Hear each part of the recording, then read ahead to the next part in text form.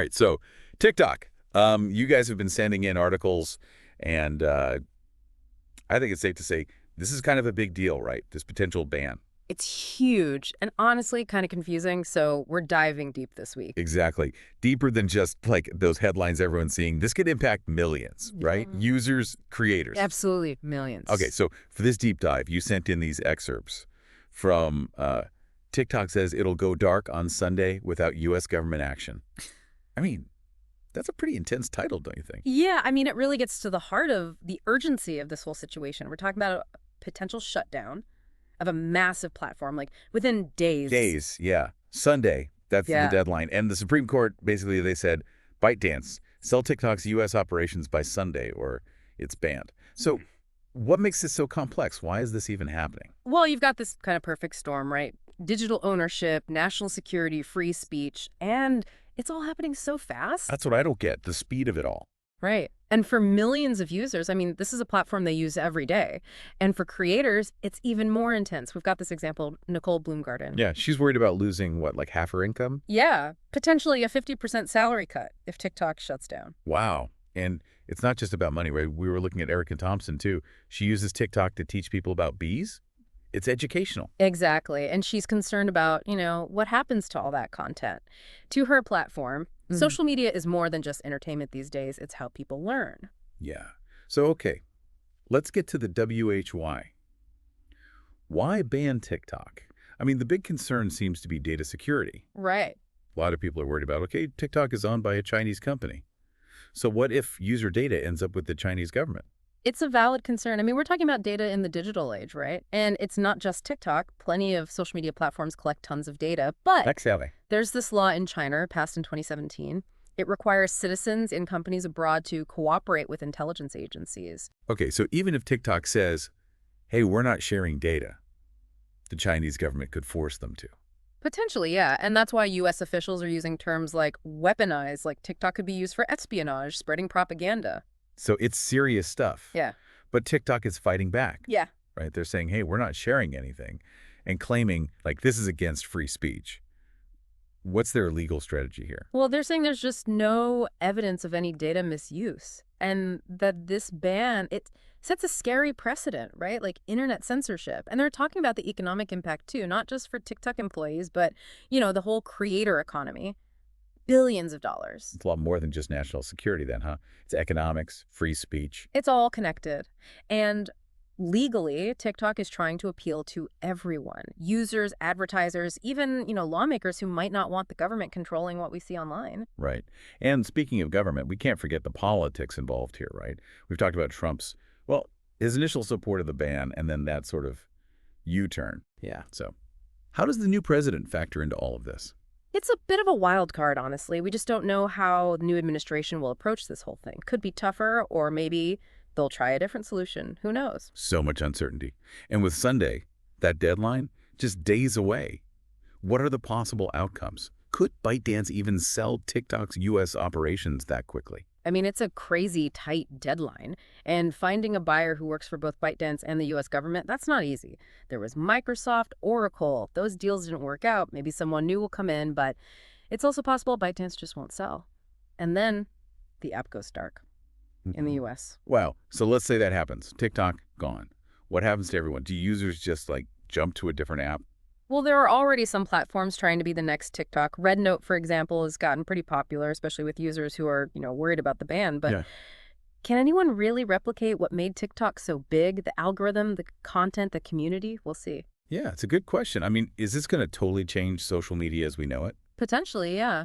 We could see new platforms explode in popularity, or maybe things get more fragmented, users spread out across different apps. It's a fascinating time to be watching all this unfold. I mean, it really is like we're watching this experiment happen right in front of us. What happens when your favorite app?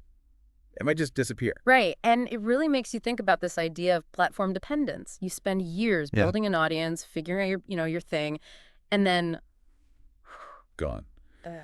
And okay, that's rough for creators. Yeah. But what about just the regular users? How real is this data security risks? Like, what kind of data are we even talking about here? Yeah, it goes way beyond just, your name and your email. This is the kind of data that it builds a picture of you, Yeah. your habits, your likes, even your location. Like they know where you are all the time. Yeah, from your phone. Right. And it's not just that. It's what websites you visit, what videos you watch, who you talk to, even how you scroll, how long you stay on a post.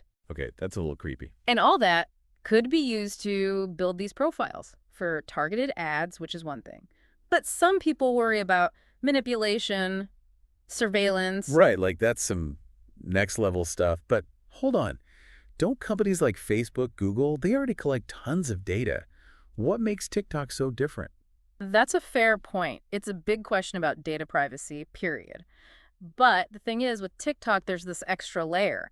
The US and China, I mean, it's not exactly a secret that they don't always see eye to eye. Yeah. So basically the US government is saying we don't trust the Chinese government with all this data about Americans. That's a big part of it. And it goes beyond just data. We're talking about economic rivalry, cybersecurity, global influence, this whole TikTok situation.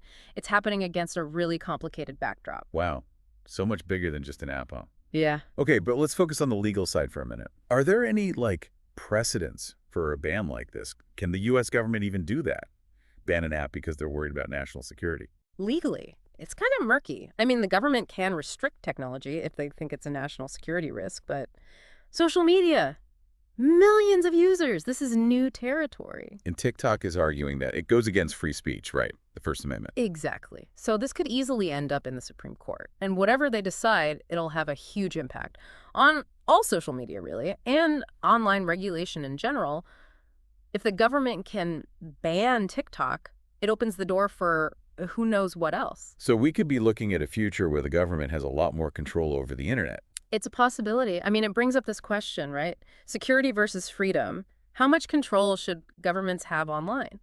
Are we as users okay with giving up some freedom if it means more security? That's a tough question, no easy answers. I mean, obviously everyone wants to be safe, right, from data breaches and all that. But at the same time, I don't want the government telling me what apps I can use, what I can say online. It's a real dilemma.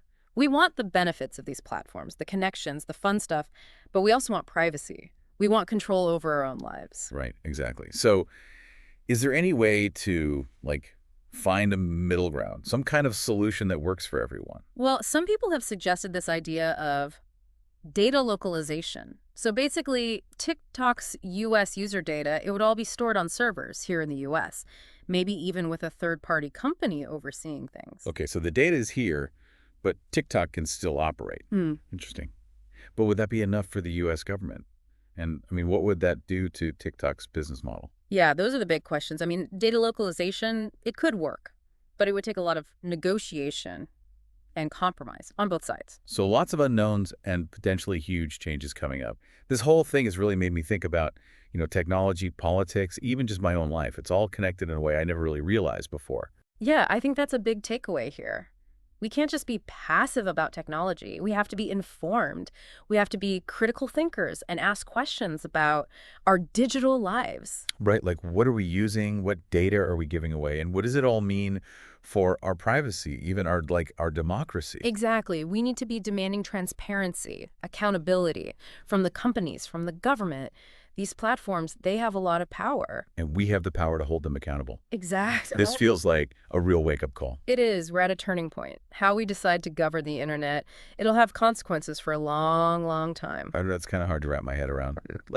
We've got this deadline just days away, and one of the biggest social media platforms, they could just disappear, from the U.S. at least. It's wild, right? And I think it really shows just how powerful these platforms have become. We're not just talking about, watching funny videos anymore. This is about communication, business, even politics, and all of that could be disrupted by, one government decision. Yeah, it makes you think. So, Sunday's coming up fast. What are, the key things to watch for? What going to tell us which way this is going to go? Okay, so the first thing, obviously, is a buyer. Will someone step up and buy TikTok? We haven't heard anything concrete yet, but that doesn't mean it's not happening behind the scenes. Things could move fast. Okay, so let's say a buyer does appear. Problem solved. Not so fast. Any deal would still have to be approved, right, by the Committee on Foreign Investment in the United States. That takes time. Ah, right. More government stuff. And what if? What if no one buys TikTok? A ban? The only option then? It's probably the most likely outcome, yeah. But there are other possibilities. Maybe the government gives them an extension, more time to figure things out, or maybe they strike some kind of deal with ByteDance where they address the security concerns, but TikTok doesn't have to be sold. So still a lot of unknowns, huh? I guess we'll have to see what happens. But even bigger picture, I think this whole thing, it brings up some really important questions about the future of the internet. Oh, absolutely. I mean, it's like the internet is supposed to be this global thing, but it's actually becoming more and more fragmented. Different countries, they're making their own rules, putting up their own digital borders. And that affects everyone, right? Not just companies, but regular people too. People Yeah. who use these platforms to connect with each other, to create, to share their lives. It makes you think about, what's the role of government online? How do you balance security with, basic rights? How do you prevent censorship, but also protect people's data? Yeah, it's a tough one. Not easy answers. But I think one thing's clear. We, as users, we have to be more aware, more involved in these conversations. 100%. We can't just sit back and let things happen. We have to understand how these platforms work, what they're doing with our data, and what it all means for us, our privacy, our freedom. Yeah, like, what kind of internet do we want? What kind of future? So as this whole TikTok thing plays out, let's not just watch. Let's ask questions, demand answers, make sure our leaders are, making the right choices. This is our digital world. We have a voice in how it's shaped. Couldn't have said it better myself. And remember, even if TikTok goes away, the big issues, they're not going anywhere. Data privacy, censorship, the power of these tech companies, these are conversations we need to keep having. Exactly. It's bigger than TikTok. Well, thanks for joining us on this deep dive. Keep sending in those sources. And we'll be back next time with another deep dive into what